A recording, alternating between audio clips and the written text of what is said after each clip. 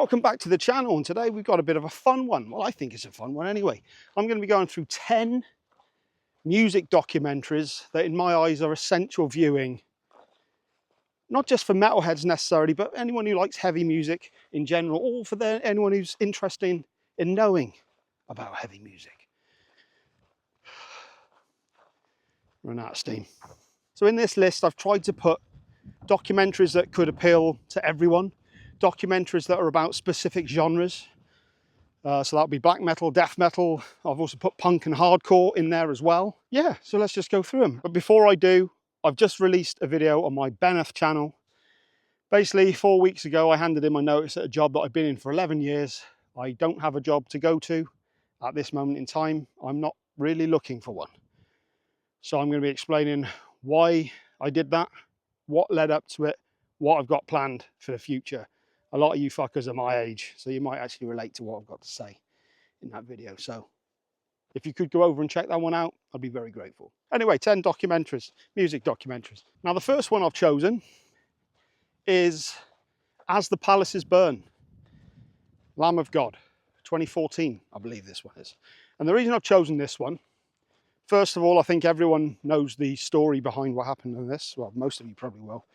But I thought this is a really cool documentary where not only do you not necessarily have to like the band in question, Lamb of God, obviously, you don't even have to be a fan of metal, because it's a very human story, this one. And it's a fascinating documentary.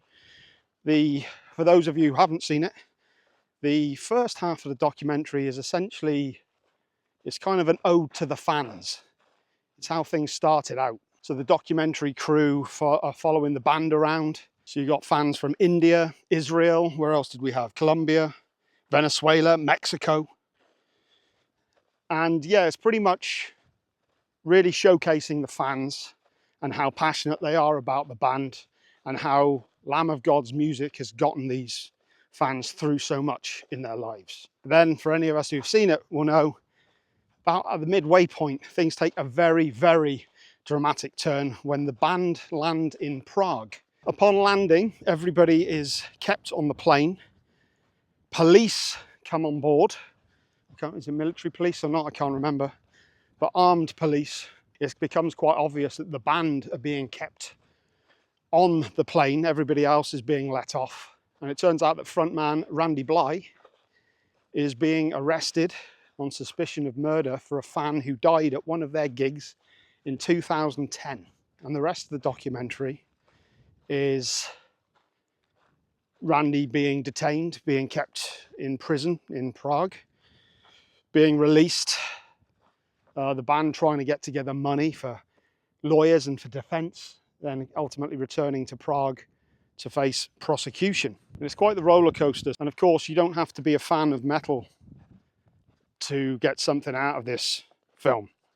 It's a fascinating documentary, one that really shows the people behind the band. One thing I've always liked about Lamb of God, and in fact actually one of the reasons that I remember listening to Lamb of God for the first time years ago and it didn't really click with me. And then I bought the Sacrament album, which was the CD and DVD edition, so it had the making of Sacrament with it. And that was when everything suddenly clicked with me. I was watching the documentary and seeing how human and open they were, and the friendships and the arguments that can come along with that. That was what got me into Lamb of God. And I can't help feeling it's the same for this film. For anyone who doesn't know about the band or metal in general, it's a fascinating watch. Starts out with the fans, a band touring the world. This is also around a time when Randy was sober as well, so he was very positive and went from being an absolute train wreck to being kind of in fact, I think there's even a moment in the film where the manager says that Randy has actually become his go-to guy. You know, over the years, he was the one that would, he'd stay away from, but since his sobriety, he'd really got his shit together. And of course, everything went to shit with the trial. I won't spoil it for those of you who haven't seen it or aren't aware of the case. I mean, I'm sure most of you are at this point, but yeah, As the Palaces Burn, the 2014 documentary, fascinating watch. Mind you, I haven't said that, As the Palaces Burn, the 10th anniversary documentary was quite a good one for fans of Lamb of God, which was the remixing of the album that Devin Townsend originally produced. Anyway, we're going off topic, Jesus. My next pick is actually a series, and it's Sam Dunn's Metal Evolution. Now, the most obvious choice would have been to have gone for Metal: A Headbanger's Journey, which is a great documentary where Sam Dunn tracks the beginnings of metal right up to the modern day, kind of goes through the tree branches, so to speak, of how things formed and developed over the years. But Metal Evolution is a fantastic series. It's a 12-part documentary series that goes from, I think episode 1 is pre-metal. So it's all the bands that kind of that would go on to influence what would be known as metal. And it goes through all the subgenres, or at least the major subgenres, ending with episode 12, which I believe is extreme metal. So along the way, you get new wave of British heavy metal, traditional heavy metal, should I say, and funk, groove, thrash, other stuff, alternative, glam, and it really goes in depth on all of them. There's some fantastic interviews with so many musicians that we all know and love. For anyone who is a metal fan, it's just a must-watch, in my opinion. Sam Dunn is someone, I don't know, I find him a bit annoying now, but he's done some fantastic work, and Metal Evolution is definitely worth a watch. A Headbanger's Journey is a great documentary, and he's done some other great stuff as well. Didn't he direct the Rush documentary, Beyond the Lighted Stage? I almost put that on this list as well, because that's a great documentary, one worth watching. Well, there we go, I've technically done that as well. Ooh. This is what us unemployed people do now. Come out during the day. It's a Thursday as I film this, don't you know? It's a Thursday, just out here while you lot are working. I'm up here talking about metal documentaries. I mean, if this works out, it's pretty good. Pretty good. But yeah, let me just go through some. So some of the appearances. You got Tony Iommi, the Dark Lord himself, Bruce Dickinson, Rob Halford, Lemmy, Scott Ian, Kerry King, Dave Mustaine, Dee Snider, Alice Cooper, Roddy James Dio, along with tons of dozens, plenty of other musicians. I'd imagine Corey Taylor's in there. He always fucking is. Is Henry Rollins in there? Henry Rollins is normally in there, isn't he? So yeah, you got pre-metal, early metal from the US, early metal from the UK, new wave of British heavy metal, glam metal, thrash metal, grunge, new metal, shock rock, power metal, progressive metal, and then extreme metal. Some would argue that it doesn't cover every subgenre, but most subgenres come from the subgenres covered in said Evolution Documentaries series thing. Okay, that'll do. We're moving on to the next one. The next documentary I've chosen is Godfathers of Hardcore, 2017. And this is about the band Agnostic Front. Now, there were a couple of choices I could have made for hardcore. I suppose the obvious one would have been Decline of Western Civilization Part 1. That documentary really covered the early hardcore scene, the real immersion in it, you know, bands like Black Flag, Circle Jerks, etc. And there's some great footage in there. I could have also gone with, you know, Wired for Chaos, the recent documentary about Harley Flanagan. Of course, Harley was there pretty much from the beginning of everything. What was he, fucking 12 or something when he was in his first band, the Stimulators? Absolutely crazy. But in the end, I've gone with Godfathers of Hardcore, about Agnostic Front. Now, not only are Agnostic Front, without question, the kings of New York hardcore, for sure, but the reason I chose this one, because much like the Lamb of God documentary, this one's much more of a human story. Not only do you not have to be a fan of Agnostic Front, but you don't have to be a fan of hardcore either to find this one interesting. What is going on here?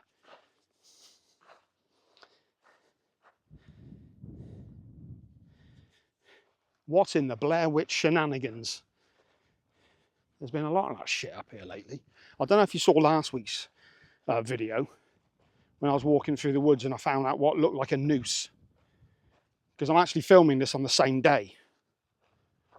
Getting ahead of myself with my videos. What I'm going on, fuck's sake. Yeah, so Godfathers of Hardcore is kind of mainly actually about the relationship between frontman Roger Moret and guitarist and all-round New York legend Vinny Stigma. Now, of course, it does cover the history of the whole band. There's fantastic archival footage, tons of great photos. It documents Roger's struggles with drugs and addiction over the years, his going to jail. It features Freddie from Madball, of course, his brother.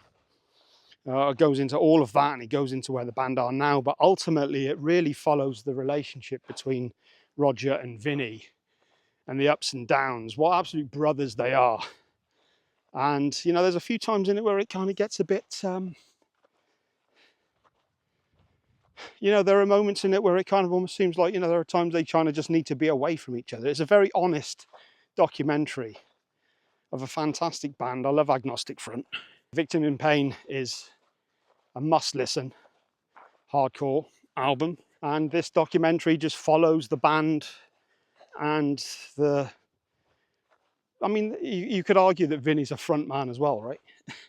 He's certainly got the charisma for it. Certainly a big enough character. But yeah, it really just documents those two, everything they've been through.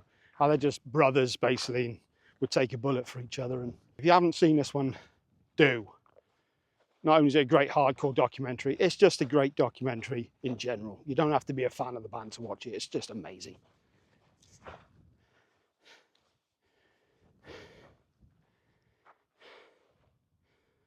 Still found myself a bit distracted by that Blair Witch shit that was going on back there. Things are changing, people. These hills hold secrets, dark secrets, of which you can see on my Beneth channel, last week's video, where I was exploring an abandoned farmhouse and a 5,500-year-old burial site. Go and check that out. Be a good girl. Next essential music documentary, have to put this one on there, from 2010. Lemmy. Of course, got to have Lemmy. Motorhead, for a while there, were the only band that it was okay for both punks and metalheads to love. There was quite a while back there where there was quite a rivalry. You know, punks and metalheads didn't mix. But everybody could agree that Motorhead was acceptable. More than acceptable. And yeah, this one chronicles Lemmy's life right from birth to... Well, I mean, he wasn't... he looked pretty ill by the end of this documentary. I think it was recorded over a couple of years. And there's definitely some of the closing scenes in this documentary where you can... I mean, he's lost a shitload of weight to cancer, of course. Some of the closing scenes I always find quite sad with this, because you could... I think this was way before it had actually been revealed he was ill as well. You could tell something was up. This one tracks his life from being a kid growing up in a small village in Wales, and his dad, who was a priest, and how he left and went to London and joined various bands, eventually become Jimi Hendrix's guitar tech. I can't remember the fucking band he was in. What's it called? Bambi. Bambi, where you gonna run to? Yeah, typical 60s affair. Hippie shit. Then he goes into his time when he was with the legendary Hawkwind. There's a few funny interviews with the guys from Hawkwind that he had fallen out with. And it was pretty obvious there was no love lost, certainly from Lemmy's perspective anyway. And then, of course, there's the formation of Motorhead. Every major rock star that you can think of was paying homage to Lemmy and just, you know, showing their love for the man and the influence of the man, and Motorhead in particular. But I think, I mean, you know, if you're a metalhead, whether you like Motorhead or not, there's no denying that Lemmy was an absolutely iconic frontman and the embodiment of rock and roll. A man who truly lived life on his own terms. And he went out that way as well, you know? He just did what the fuck he did. How many of us just lead mundane lives because we're scared of taking a chance? Although I have. I just quit my fucking job. At this moment in time, all I have to do are these fucking videos. I'm trying to compare myself to Lemmy. What a load of bullshit. I'm sober as fuck for a start. I'm boring as shit. But anyway, Lemmy, like I said, this one kind of is a bit of a sweet. It's a bit of a bittersweet ending, this one, because you can just see how ill he is towards the end of the documentary. lost a tremendous amount of weight. You can just see the hat he's wearing kind of just pushing down his ears, where he's just lost so much weight. It's kind of a sad one, but also a celebration of the man who didn't give a fuck what anyone thought of him. Fair fucking play. Yeah, you got to watch this one if you haven't watched it. I'm sure most of you had. Who hasn't watched that documentary? God damn, it's funny. Next up, we have my entry. Not my entry, and it's not that sort of a video, Jesus. But we have my pick for the Thrash documentary, and I've gone for Murder in the Front Row. I could have gone for Get Thrashed. When did Murder in the Front Row come out? God damn it. 2019 this one came out. I thought this was a bit more recent. Yeah, this was based on the book of the same name by photographer Harold Aim, I can't remember, and Brian Liu. Harold, I'll put the name up here, and Brian Liu. Tells the story of the San Francisco Bay Area thrash scene throughout the 1980s. And this is just essential viewing. Thrash was probably the first, I mean, my gateway band into metal in the first place was Metallica with the Black Album. I've spoken about this plenty of times on the channel, but of course, after getting into the Black Album and then going back and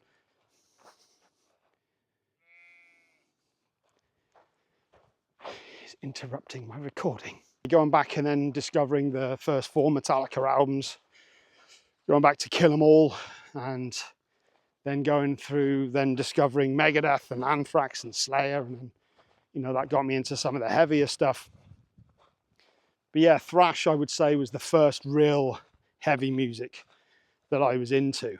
And this documentary is just fantastic. You've got all the heavy hitters in there. Tons of stuff with the guys from Exodus, Gary Holt and Tom especially. And it just features all of the thrash bands, everything that was going on. You just hear how the scene built up, kind of this melding of punk, hardcore and new wave British heavy metal. How these crazy shows would be put on. People just headbanging and moshing and skanking and just going crazy and violence, but in this controlled kind of acceptable way. And the drinking and the debauchery that went along with it. The super testosterone fueled parties. Exodus quite rightly feature heavily in this documentary because they were really one of the first. Of course, you had Metallica doing what they were doing, but Metallica didn't really start making a name for themselves until they moved to the Bay Area. That was where their fans were. They were starting out in LA, and it just wasn't really working out for them. As soon as they moved to the Bay Area, that was when the scene really embraced them, and that's when they started exploding and getting real fans. Exodus were truly one of the bands that were, you know, at the forefront. And there's long time been a debate about whether Exodus should be in the Big Four, and absolutely they should be. I mean, I'm not the biggest Exodus fan, I've never pretended to be, but there's no denying their influence. And Bonded by Blood is a phenomenal album. It's a phenomenal thrash album, certainly. I think what makes this one so watchable is, again, this is kind of, the fans are invited. It really highlights how much the fans were a part of it. Both the fans and the bands were all in it together, and it was just this kind of real community of misfits with a love for heavy, fast music and just taking everything to the extreme and just enjoying life and just having a rager. That was terrible. There's also a lot of tributes to fallen comrades in it. You know, of course, Paul Bailoff, legendary frontman for Exodus, Kill All Posers, Cliff Burton. That's a huge one. You know, the impact that had on the scene. There were so many, you know, bands who were affected by that and just absolutely mesmerized by his presence and his playing. A fantastic documentary for any thrash fan or anybody who wants to know more about the thrash scene. Get Thrashed is a fantastic documentary as well. But I decided to go with Murder in the Front Row because I think it's the better of the two. Next up, I have my black metal pick. And this is from 2008, and it is, of course, Until the Light Takes Us. It's actually been quite a while since I've seen this documentary. I saw it a while ago. But from what I remember, Fenriz is a huge part of this, from Dark Throne, of course. I like Fenriz a lot. He seems like a pretty cool dude, you know what I mean? He's kind compared to a lot of the elitist kind of black metalers, he kind of seems to me to be a bit more, well, a lot more open-minded. He seems to like the music he likes, doesn't give a flying fuck whether you do or not. And there's always been an element of experimentation with Dark Throne as well that I've always respected immensely. And you've also got Burzum himself featured in this one. This was when he was still in prison. Yes, I think he was released in 2010, wasn't he? Something like that. Because Belus, remember that was when that album came out. Just trying to show off a bit of my black metal knowledge. But this one explores the would it be the second wave of black metal in the early 1990s? Any of you who are my age, that being fucking old, will remember that iconic Kerrang cover where it had Varg on the front with his arms crossed with the knife in his hand, and you know, the burning church kind of next to him. It was a fascinating, you know, story, that fascinating time for metal. I'm not saying it's a good one. All right, back off, give me some credit. But the documentary really highlights how, well, the evolution of the black metal scene from that time, and how Norway kind of become the epicenter for it, with all the bands and the musicians from that place and time. It also goes into some depth of the reasons behind the evolution of the sound. A lot of it was kind of a counter to death metal, in how death metal had started out as this extreme thing, but it kind of started to become overly produced and formulaic, and so black metal kind of wanted to go the other way and become this expression of individualism and lo-fi recording, and you know, the joke of which then ended up with its own set bunch of rules which restricted everybody to what it was and pissed a lot of people off. But there was a strong element of rebellion and anti-Christian sentiment within all of it. I guess somewhat understandably so, considering what you know, what Christians did to a lot of their land.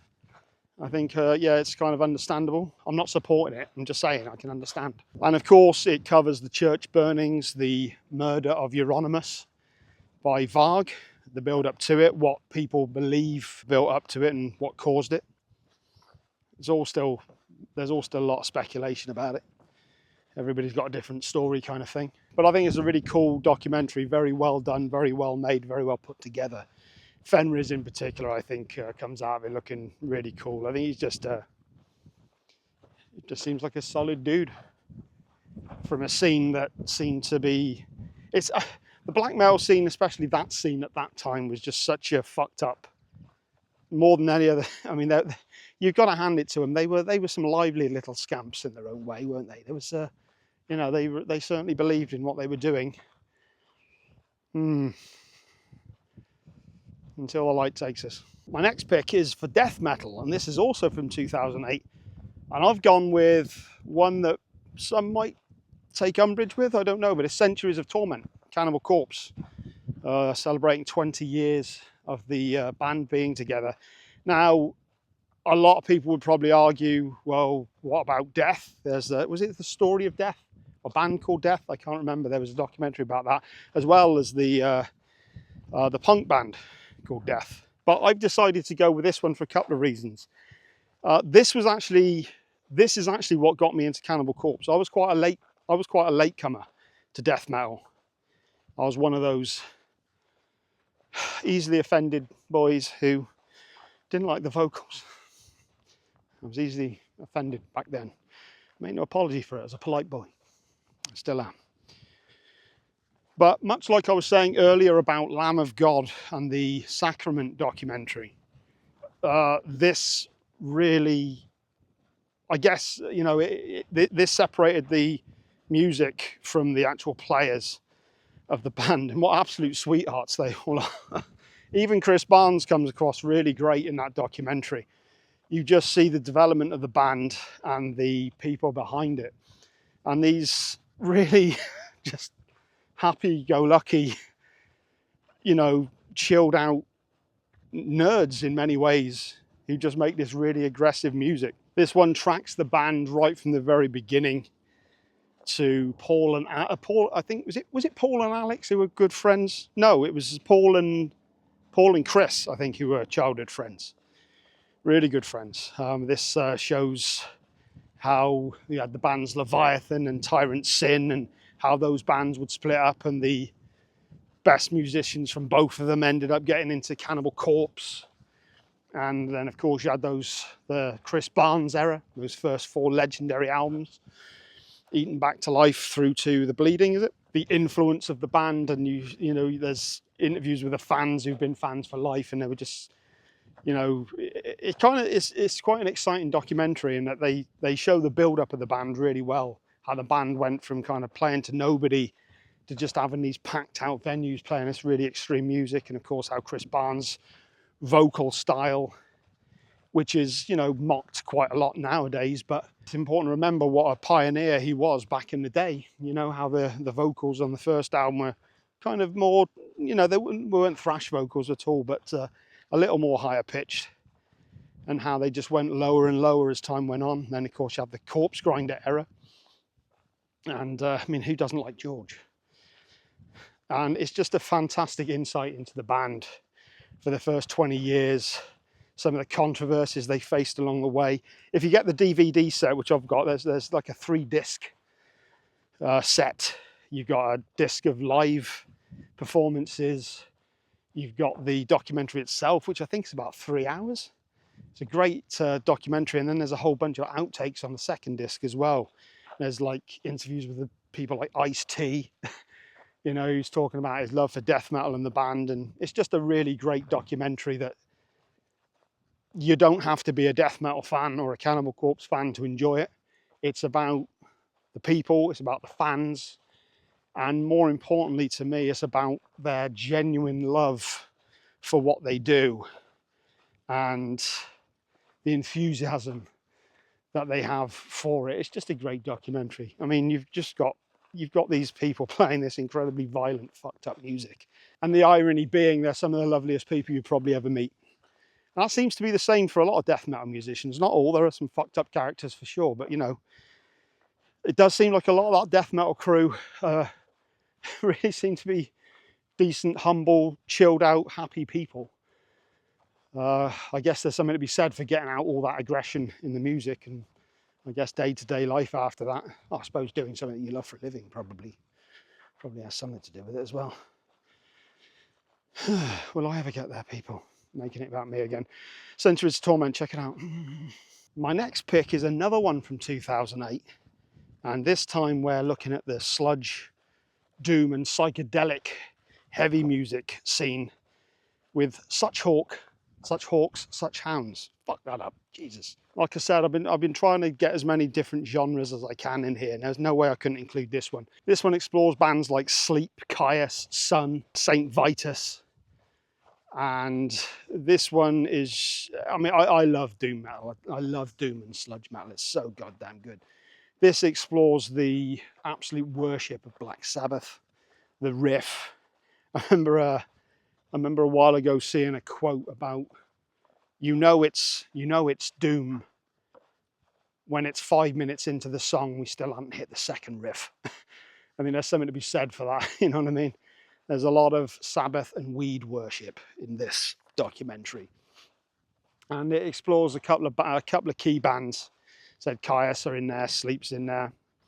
It just talks about the making of Dope Smoker, should I say? Though Dope Throne is a fucking great album. And it looks at the influences of bands like Black Sabbath, Pentagram, Blue Cheer, that more 60s blues rock based, heavy distorted sound. And of course the Iomi-ized riffage that's just slowed down and repeated. I mean, it truly, you can understand why it's called stoner metal. You know what I mean? It really is. It's just the idea of getting into this hypnotic state, finding a good riff, finding a good groove, and just sticking with it and just repeating it. Why not? This riff is so good, let's just play it for a while. Let's just jam on it. What's that? I got distracted then. It's a receipt. Don't know why that irked me. This one really focuses on the artists who chose creativity over commercial aspects. I mean, a lot of this music is kind of destined to never be, is never going to be super popular. You know what I mean? Yep. If you don't know a great deal about stoner or doom metal or sludge metal, in fact, it's all kind of in a similar boat, then this is a definite must-watch for you. It's just occurred to me as well that I could have, I've not. There's another one that I haven't put on the list, the Grindcore documentary. Oh, I can't remember. That was a good one as well. Oh, Jesus Christ. There's so many subgenres. Come on, give me a break.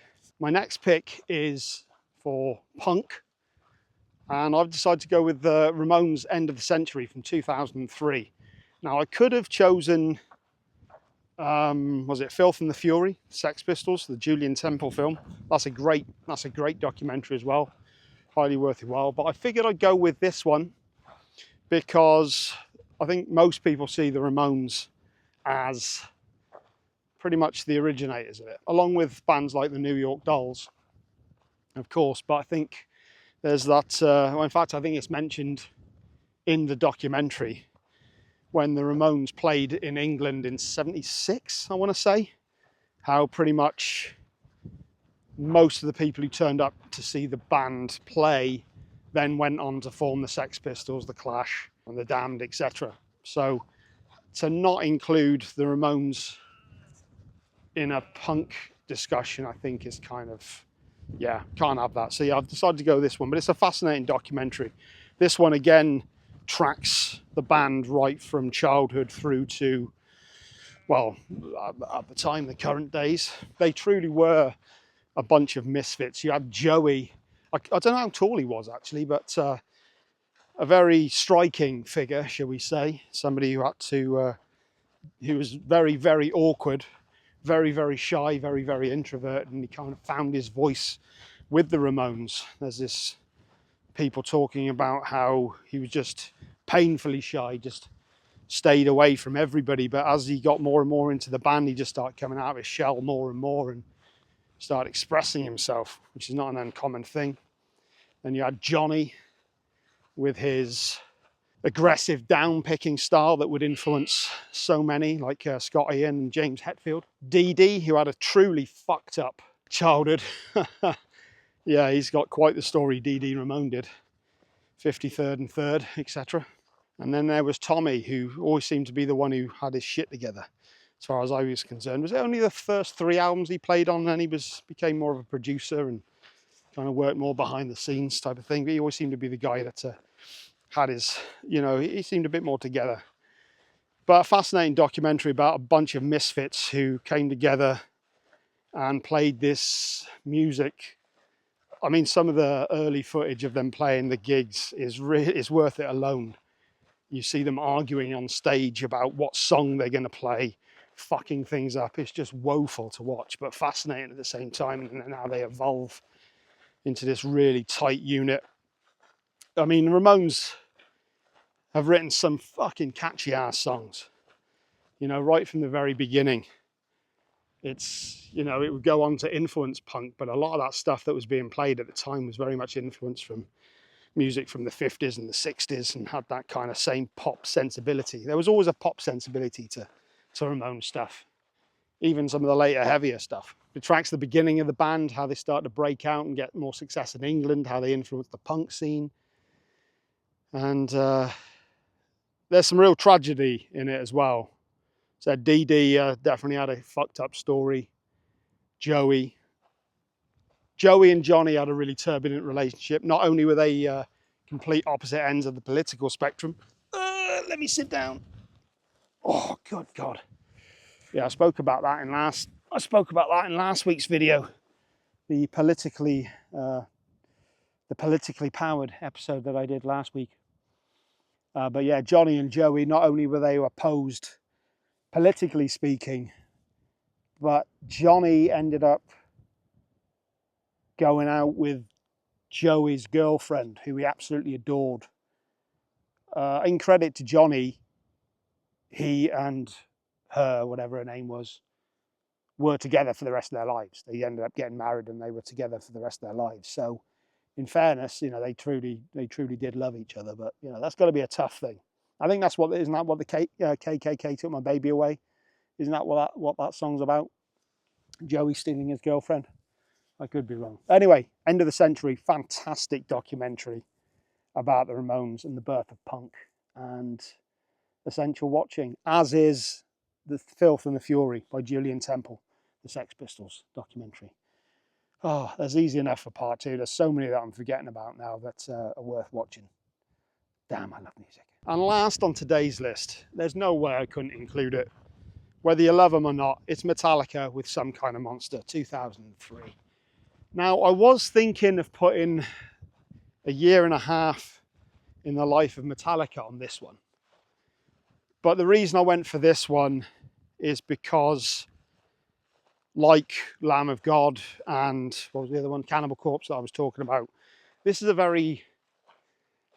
the sort of you know, documentary you don't have to be into metal or Metallica to find it fascinating. The story, of course, most of you know, the biggest metal band of all time, essentially imploding.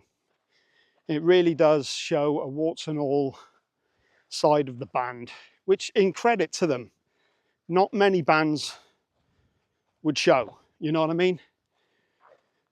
I know it's easy to shit on Metallica, but you know, I think it's a pretty ballsy move putting this documentary out, to be quite honest with you. It shows the band completely creatively uninspired, James in particular, who's also going through, or should I say, finally realizing that he has a major issue with alcohol, and then going off to rehab. This started out kind of similar actually to Alice the Palace's Burn. This started out as one documentary and then became another. So it started out as documenting the recording of the Saint Anger album, and then it takes quite the turn when James pretty much implodes and has to get himself into rehab and doesn't return for many months, or the best part of a year. And you know, whether you like him or not, it's a fascinating documentary. Being in a band of that high caliber, you know, the pressures on it must be immense, and showing what it must be like to be there and kind of just thinking, I've got nothing to give, I've got nothing to offer right now, and just letting it be documented and letting it be put out there. It's quite a fascinating thing. We have the departure of Jason Newsted, the rivalry, I guess, between James and Lars.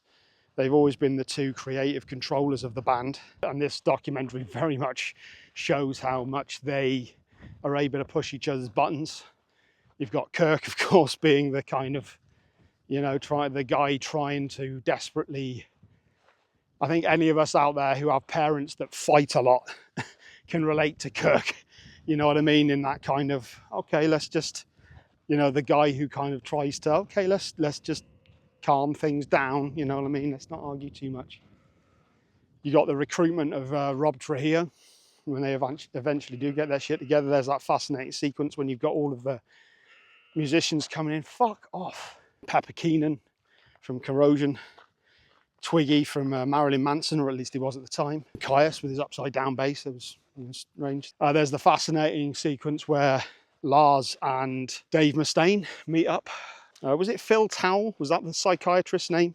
Completely forgot to mention that. They hired the same therapist. I think he was responsible for you know, some of the like sports teams, like American football teams, and that, helping them get through their shit and work through things.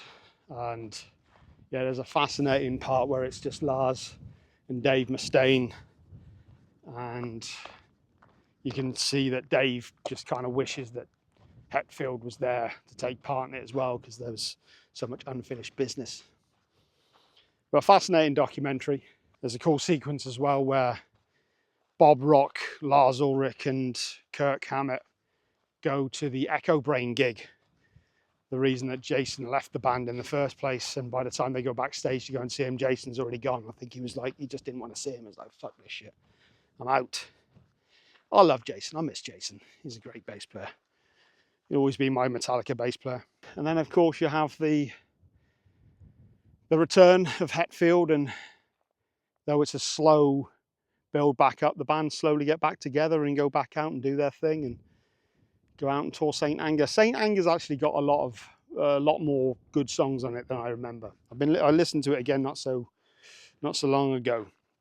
It's definitely a little bloated. It's definitely a lot of the songs could do with trimming down, and of course the production is a big part of it. But there's actually some really solid music on there. Some Kind of Monster. No way I couldn't have included it. I could have, like I said, I think in many ways as a Metallica fan, a year and a half in the life of Metallica is definitely the more enjoyable. The band at arguably the height of their career, with the release of the Black Album. You got the recording of the Black Album, then going out and touring on it. Fascinating documentary. I think that one's about, all in all, that's about 3.5 hours as well. I remember getting the 2 VHS copies of that back in the day when it came out. That was cool. The good old days. Remember those?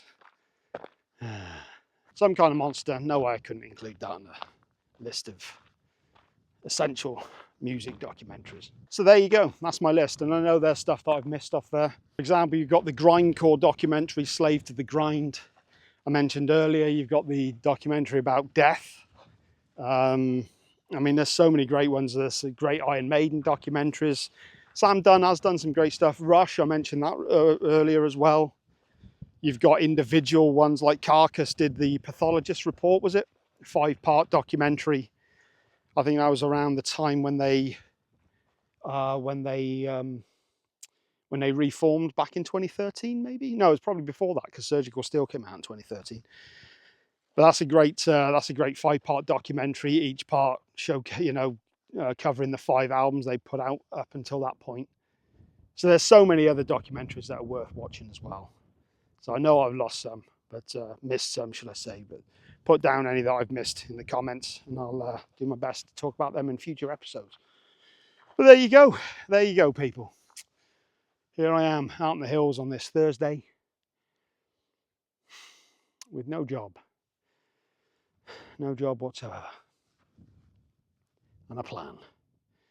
If you have made it this far and you haven't checked it out already, like I said, on my Beneth channel right now, you should see that there's a video for explaining why I left my job and my intentions for the future. And I'd like to think that it's quite a positive one. And a lot of you are in a similar age to me, and maybe you've got some similar thoughts on life right now that I do and can relate. So if you do want to go and check that out, it'd be much appreciated. And yeah.